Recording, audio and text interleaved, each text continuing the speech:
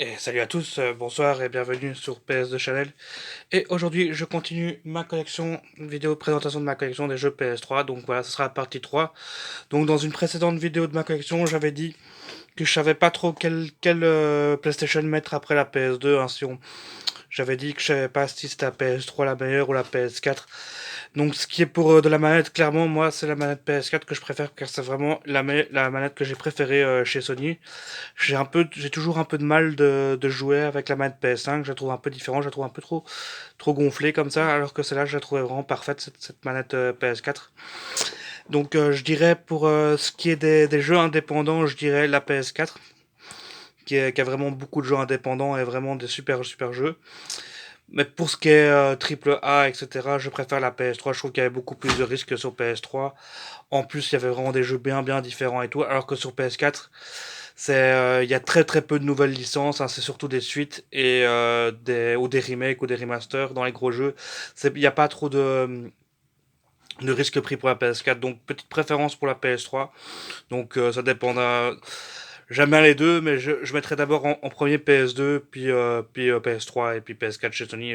Franchement, c'est ça que je pense. Voilà, même si j'ai passé beaucoup de temps sur la PS4 aussi, hein, c'est vrai que c'est une très bonne console aussi. Hein. Donc voilà. On commence cette vidéo de collection avec un premier jeu. Ici, nous avons le Spin Second Velocity. Donc ça, c'est un super jeu de voiture. Hein. C'est vraiment un des super jeux que j'ai joué sur cette gen-là. Je l'avais fait aussi sur la Xbox 360. Hein. Donc je trouve vraiment que c'est un jeu où on se bat comme ça, on doit tirer sur les autres voitures. Il y a tous les décors qui explosent comme ça. Enfin, c'est vraiment super bien fait. C'est vraiment un super jeu de bagnole. Franchement, c'est un de mes préférés. Bon, j'ai quand même une préférence pour dans les jeux de course pour F0, mais je trouve que celui-là est vraiment bien et il y avait vraiment une bonne sensation de vitesse aussi dedans et vraiment très impressionnant au niveau des décors et tout quoi. Franchement, c'était vraiment un super jeu de voiture. Donc voilà pour le Split Second Velocity, donc un super jeu de bagnole. Ensuite, on a la HD trilogie de Hitman en classique HD. Hein, donc ça, c'est une compilation qui reprend plusieurs Hitman. Donc cela, j'ai trouvé il y a pas longtemps. Et donc dedans, vous avez le Hitman 2, le Blood Money et le Contrax. Et donc en fait, moi j'ai dans ces Hitman, j'avais surtout squatté le Blood Money hein, sur la PS2 hein, que j'avais vraiment bien aimé. Hein. J'ai trouvé que c'était vraiment un épisode très sombre hein, comme ça, vraiment où c'était vraiment des bons assassinats, des bons trucs comme ça. Je trouvais vraiment, moi je l'ai fait sur PS2 et j'ai trouvé sur PS2 qui était incroyable parce que je le trouvais super beau pour l'époque. Franchement, c'est vraiment un jeu que j'ai vraiment adoré. Et les autres Hitman après ça je me souviens plus trop. Je pense que j'ai fait le 2 aussi. Et celui-là il me dit rien celui-là par contre. Mais dans Super Licence, hein, vraiment à l'époque j'ai vraiment beaucoup. Mais maintenant je ne joue plus trop à la licence Hitman. J'ai un peu léché les fers, hein, surtout que les derniers je les ai pas du tout fait. Donc je ne sais pas du tout ce qu'il vaut. Mais voilà, c'est une licence que je ne retourne plus vraiment dessus de ces derniers temps. Même si c'était à l'époque PS2 c'était très bien quoi. Franchement ça c'était super. Ensuite, on continue avec un super jeu. Hein. Donc là, c'est un super jeu, c'est Portal 2. Hein. Donc ça, c'est vraiment un des jeux vraiment extraordinaires hein, de la part de Valve. Où on a vraiment un concept avec là où il faut passer dans les trous et faire dans les autres salles et tout. C'était vraiment un super jeu. Vraiment, quand je vous dis qu'il y avait des jeux vraiment différents, ben ça, c'était vraiment un jeu avec un concept vraiment à part. Il y avait eu le premier Portal avant et ça, c'est le deuxième opus qui est encore mieux. J'ai préféré le deuxième. Pour une fois, le premier n'est pas le meilleur. J'ai préféré cette suite-là. Mais vraiment un super jeu. Hein. Vraiment, là, Valve a fait très fort et ils ont bien innové en faisant un jeu vraiment sorti de nulle part et qui n'avait rien à voir avec ce qu'on proposait à ce moment-là, quoi. Comme c'était à la mode à l'époque, hein, les FPS et tout. Et celui-là, il était vraiment très original. Celui-là, franchement, super. Un bon point pour Valve, là. Franchement, très cool. Ensuite, on est à le Dead Island Reptide, hein, donc ça c'est une licence où on doit se battre contre les zombies et tout, sur l'île hein, et tout, donc ça c'est un espèce de sous Dead Rising, hein, je dirais, mais en moins bien évidemment. Donc moi j'ai pas été trop fan de cette licence-là. J'ai quand même préféré les Dead Rising et tout ce qui était sorti sur la Xbox avant, donc celui-là pas trop aimé. Ici on a encore un super jeu de course, hein, c'est le Motorstorm Pacific Rim. Et celui-là vraiment cool hein, parce que c'était la course pas avec les gros bolides, les gros je sais plus comment on appelle ça, les grosses voitures comme ça. Et donc on avait des quads aussi, des motos. Enfin c'était vraiment un truc vraiment à part quoi comme ça. C'était vraiment super jeu de course. Donc là on était sur l'île un peu paradisiaque comme ça donc voilà. Il y avait aussi un opus avant qui était sorti, qui est un des jeux qui était du line-up de la PS3. Et celui-là pour le coup il est vraiment bien quoi. Il est encore mieux que le premier opus pour le coup. Bon, ici on a du Killzone 2, hein, du classique, hein, du FPS hein, qui était sorti. Je sais même plus s'il est sorti sur PS2. Non, je crois que c'est le premier qui est sorti sur PS2. Mais moi, je n'ai jamais été un grand fan de la licence Killzone 7. Ça n'a jamais fonctionné sur moi. Je le trouvais déjà trop sombre à l'époque. Même si le premier Killzone sur PS2, quand je l'avais fait à l'époque, m'avait quand même impressionné pour son côté vraiment assez beau. Je trouve graphiquement, il était assez beau pour le premier Killzone. Et son jeu, on pouvait jouer à plusieurs. Bah, c'était toujours chouette de jouer avec des amis en écran partagé comme ça c'était encore assez sympa mais pour le coup le 2 je n'ai plus aucun souvenir du tout donc c'est peut-être que c'est il m'a pas marqué non plus et encore pire pour la suite j'ai pas aimé les autres Killzone hein, surtout que c'était souvent des vitrines techniques pour les consoles Sony et donc c'était des jeux où il y avait un scénario voilà un peu voilà quoi donc voilà pour le Killzone 2 hein, pas exceptionnel celui-là pour moi. Ici, on a un autre jeu qui est le Prison Break, hein, donc qui est adapté de la série Prison Break, hein, donc avec Michael et je ne sais plus comment il s'appelle lui, c'est son frère. Hein. Donc voilà, donc ça c'est un jeu où on doit incarner un gars du FBI qui doit s'infiltrer dans la prison où est Michael et son frère. Et donc voilà, vous avez une petite péripétie avec un autre gars et donc c'est un super jeu d'infiltration, même s'il est pas très bien réalisé. Il a un peu fait, on dirait un peu à la va-vite comme ça pour vite surfer sur l'esprit de la série. Mais c'est un jeu qui est sympa. Si vous aimez bien les jeux d'infiltration, si vous aimez bien les jeux qui n'est pas trop dur en infiltration, qui est plutôt allez, assez gentil, je vous conseille de le faire. Hein. Franchement, c'est un bon petit jeu, même s'il n'est pas très beau et il n'est pas allez, le chef-d'œuvre non plus. C'est pas un jeu qu'on va retenir vraiment, mais c'est un jeu qui est sympathique, quoi, voilà, on a un jeu sur Prison Break, hein, c'est quand même cool hein, qu'on puisse aller dans la prison et tout avec les Scofield, hein, donc voilà. Donc à tester, franchement, je dirais pas que c'est nul du tout. Je pense que c'est quand même un jeu qui peut être sympa, ça peut être plaisant, ça peut vraiment nous vider la tête comme ça. Ensuite, on a le Duke Nukem Forever, hein, donc l'épisode qu'on avait attendu pendant des années. On attendait vraiment le retour de Duke, hein, et puis finalement le jeu était vraiment nul, pas amusant, et puis en même temps on avait grandi entre temps, donc l'humour qui est un peu gras et tache dedans ne nous fait plus trop rire, alors qu'à l'époque c'est vrai qu'il faisait quand même bien rire, mais là j'ai trouvé trop, enfin trop provoquant, etc. Vraiment ils allaient trop loin dans le trash, alors que dans les autres Duke Nukem qui était sorti avant, je vais pas dire que c'est plus fin, mais c'était moins direct comme ça, c'était moins trash comme ça, donc moi je l'ai pas du tout aimé. Et puis voilà, et puis le fait aussi qu'on l'a entendu pendant des années, entre deux, on a grandi et on est passé à autre chose, quoi, c'est normal. Hein. Ici, on a un jeu que je n'ai pas fait, hein, donc je vais pas trop parler dessus, donc c'est Dragon's Dogma. Donc je l'ai pris parce que c'était un jeu Capcom et je l'ai vraiment eu pour rien du tout, donc je ne sais pas du tout ce que c'est ce genre de jeu. Donc si quelqu'un connaît la licence Dragon's Dogma, s'il sait me dire est-ce que ce jeu est bien ou pas, quel type de jeu, n'hésitez pas à me le dire dans les commentaires et si je verrai si ça peut me plaire ou pas. Mais voilà, ce n'est pas du tout dans la priorité de me le faire maintenant. Donc voilà, dites-moi si c'est un bon jeu ou pas. Celui-là, on verra, mais on verra ce que vous dites. Hein. Ensuite, on a peut-être pour moi le meilleur jeu allez, de la licence Fallout, hein, vraiment. Allez, est-ce que c'est le meilleur jeu de Bethesda ou pas? Je n'irai pas jusque là, mais c'est vraiment un super épisode. Le Fallout New Vegas, franchement, celui-là, il est excellent.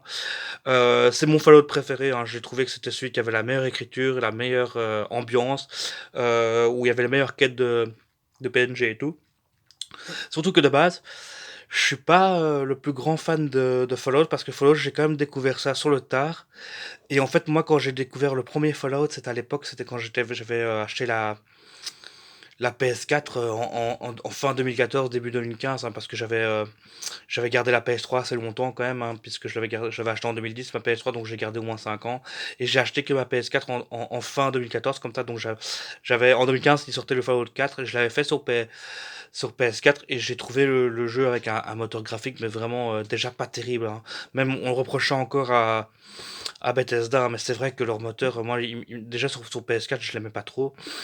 Et alors je suis retourné sur cette génération-là, donc PS3 et 360, hein, donc on m'a dit non mais t'es fou, Fallout le meilleur qu'il faut le faire, c'est le New Vegas, hein, faut pas faire attention trop au moteur graphique qui est vieilli et tout, mais regarde la qualité des quêtes, la qualité du monde là-dedans, tu vas voir la différence entre le 4 et celui-là. Et effectivement c'est vrai, celui-là est beaucoup mieux, j'ai bien aimé le mode extrême où il faut gérer sa nourriture et tout.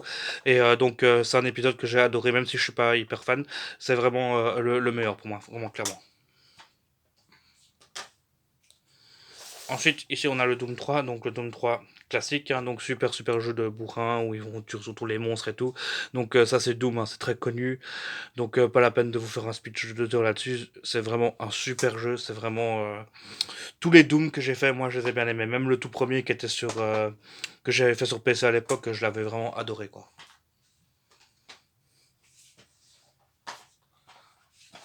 Ensuite, on a un autre jeu qui est sympa aussi. Donc ça, c'est The Darkness, hein. Donc The Darkness, ça c'est un super jeu aussi, hein. Moi, je l'ai fait. Et donc, pour le coup, ça c'est un FPS, hein. Vous savez, moi d'habitude, je suis pas fan d'FPS, mais celui-là, je l'ai vraiment bien aimé parce qu'en fait, dans ce jeu-là, vous pouvez tirer avec des deux flingues et en même temps, vous avez deux murènes comme ça, si je me souviens bien, deux monstres comme ça qui sortent et vous pouvez attaquer avec les murènes comme ça. Donc c'était assez sympa.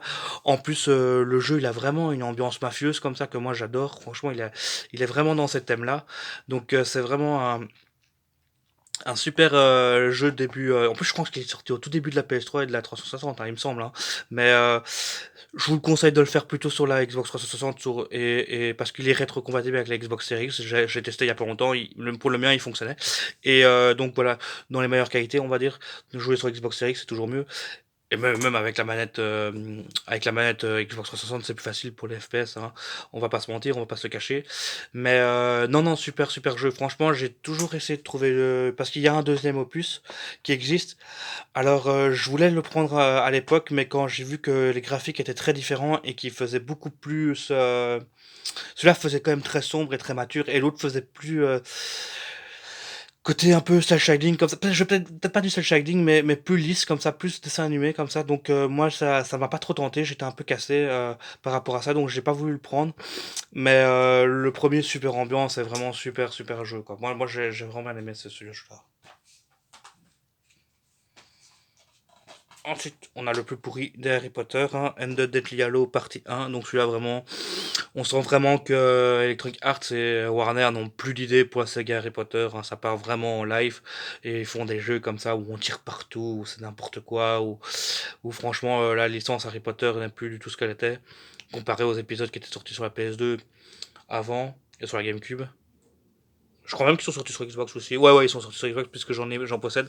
Donc moi, non, la licence Harry Potter, moi j'ai vraiment bien aimé, mais il y a vraiment une coupure à partir, hein. Les trois premiers sont vraiment bien, mais à partir du 4 ça commence vraiment à partir en n'importe quoi, hein, la licence, hein. Franchement, on voit qu'elle est là pour faire des thunes, pour rentrer, puisqu'il sortait à chaque fois en même temps que le film. Donc voilà, c'était pour arnaquer les fans et pour avoir un jeu Harry Potter. Autant les trois premiers étaient travaillés, ils essayaient vraiment de faire un truc sympa. Là, on voit qu'ils n'ont plus d'idées, qu'ils n'ont plus rien et qu'ils font vite un jeu pour amasser un maximum d'argent. Mais comme d'habitude, c'est Electronic Arts qui fait ça, hein, comme d'habitude, hein. Ensuite, on continue avec une paire, hein. Donc, on a les deux Star Wars Pouvoir de la Force, hein. Donc, ça, j'en avais déjà parlé, hein. Donc, celui-là, j'avais bien aimé le premier parce qu'il faisait vraiment penser à un God of War like comme ça. Action hack and slash, hein. Donc, voilà, moi, j'ai vraiment bien aimé parce que j'ai trouvé l'histoire de Starkiller qui était pas exceptionnelle, mais à la limite intéressante. Et puis j'avais bien aimé qu'on puisse contrôler Dark Vador au tout début du jeu. Ça, j'avais trouvé sympa quand on faisait voler tous les Wookiees et qui criaient et tout là. Donc ça, c'était cool. Et ensuite, on a le 2 qui était vraiment une connerie, une arnaque comme pas possible, hein. Celui-là, c'est vraiment une honte. Bah, comme tout le monde dit, hein, c'est vraiment. Voilà, comme d'habitude, hein. Voilà.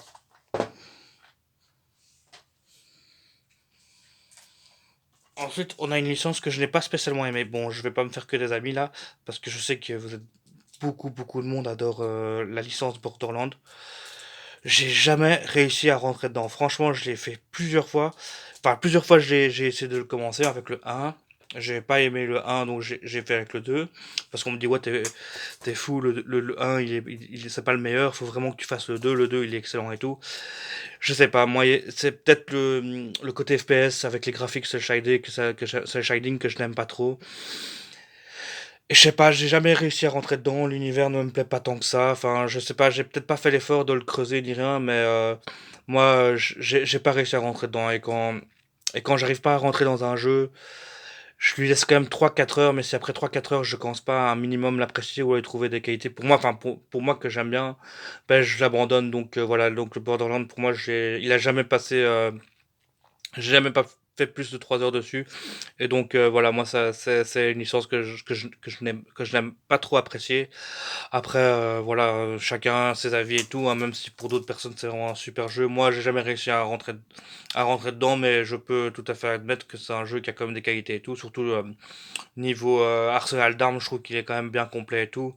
Donc voilà, je peux et peut-être aussi que c'est un jeu qui doit absolument se faire en coopération et pas tout seul, parce que à mon avis il y a une grosse différence entre la coopération et le mode quand on est seul. Je pense que c'est peut-être ça aussi mon problème, c'est que je l'ai fait tout seul et donc voilà, je me suis pas amusé comme j'aurais dû m'amuser à mon avis. Voilà pour ce Borderlands. On continue encore avec un FPS, hein, décidément, il y en a eu plein de FPS sur cette génération-là. Donc ça c'est un des tout premiers, hein. Ça c'est le Resistance Fall of Man, donc ça c'est un des jeux aussi qui était au line-up de la PS3 il me semble. Et donc celui-là je l'ai bien aimé, j'ai trouvé que c'était encore sympa, on se devait pas contre des espèces d'extraterrestres chimères, hein, comme ça, donc voilà, je l'ai pas aimé, le scénario que je n'ai pas du tout aimé, mais par contre j'ai quand même aimé quand j'allais chez des amis, qu'on pouvait jouer à plusieurs à ce jeu-là. C'était quand même sympa de pouvoir jouer à des jeux pas si beaux que ça, mais quand même bien plus beaux que des jeux PS2. Donc à l'époque, j'avais quand même bien aimé jouer avec. J'avais des voisins qui avaient acheté la PS3. Moi, j'étais encore à la PS2 à ce moment-là. Et donc, j'allais gratter chez eux pour pouvoir jouer à la PS3 et ils me montrer ce genre de jeu. Je trouvais, waouh, les graphiques étaient bien et tout. Et donc, voilà, c'était quand même sympa à l'époque, mais finalement, c'est des jeux que moi, personnellement, ça me plaît pas tant que ça, quoi. Mais avec plusieurs personnes, c'est toujours sympa. Et on termine la vidéo avec The Godfather de Dawn Edition. Donc ça aussi, je l'avais déjà présenté il y a pas longtemps. Je l'avais rentré il y a pas si longtemps que ça. Donc voilà, The Godfather, vraiment un des meilleurs jeux pour moi sur la mafia quand même. C'est vraiment... Déjà, le film Le Parrain, c'est vraiment mon film préféré sur la mafia. Bien que maintenant, il y a quand même... J'ai vu un film il y a pas si longtemps que ça sur Netflix qui s'appelle The Irishman, que j'ai vraiment adoré aussi. Mais j'ai quand même une préférence pour le Parrain parce que voilà, Marlon Brando, parce que voilà... l'acteur iconique et puis il y a une ambiance dans le film Le Parrain qui a l'air vraiment authentique comme ça, surtout aussi dans le 2 quand il y a tout ce passage en Italie où tout le film est en italien comme ça. Enfin bref, je m'égare là, je parle vraiment trop du film. Mais pour ce qui est le jeu, j'ai adoré le premier Parrain parce que je trouve qu'il est justement par rapport, ce n'est pas la même histoire que le film, hein, c'est complètement autre chose. Mais par contre, je trouve que l'ambiance est super bien respectée. Il est vraiment sombre, noir, comme ça, vraiment dans cette optique-là, comme ça. Et déjà, j'ai adoré. J'ai vraiment trouvé que le jeu faisait un excellent hommage au film Le Parrain, même si l'histoire n'avait rien à voir, hein, mais je trouvais qu'il respectait super bien l'ambiance. Et je l'ai trouvé beaucoup plus... moi, je l'ai préféré au deuxième, même s'il y en a beaucoup qui aiment le 2, je l'ai pas sur PS3, mais je l'ai sur 360. Et le problème du 2, c'est que je trouve trop fun et je trouve trop déconnecté par rapport au film Le Parrain, alors que celui-là, il respecte vraiment. Et ouais, c'est vraiment un de mes jeux. En dehors des GTA, c'est vraiment un de mes GTA like préférés, vraiment, clairement. Alors dites-moi hein, si vous avez bien aimé. Et donc, pour cette Fader d'une édition, en fait, le truc, c'est qu'à l'époque, le Parrain 1 était sorti sur PS2, la première Xbox, et la Xbox 360 parce que la PS3 n'était pas encore sortie et un peu plus tard ils ont quand même fait une édition pour la PS3 qui s'appelle The Dawn Edition et donc c'est pour ça que dans cette version là vous avez des trucs en plus, vous avez peut-être des tenues ou je sais pas quoi, des trucs en plus, je sais pas exactement ce qu'il y a en plus, mais où il y a plus de contenu dans ce jeu là parce que voilà il a dû faire, mais moi si en dehors les GTA, en dehors des séries GTA qui sont vraiment pour moi les meilleurs GTA-like, ben évidemment c'est GTA. Je dirais que le parrain, je le mets quand même très haut parce qu'il y a vraiment une super ambiance et tout. Et là, ce que je serais curieux de savoir aussi, est-ce que vous préférez la licence parrain ou la licence Scarface sur PS2? Enfin, moi j'aime bien les deux. Ah ouais, il y a aussi les mafias aussi qui sont pas mal. Ouais, il y a aussi la licence mafia qui peut être bien. Mais bon, moi, je vais quand même le parrain dessus. Donc voilà pour cette vidéo. Merci à tous. À la prochaine.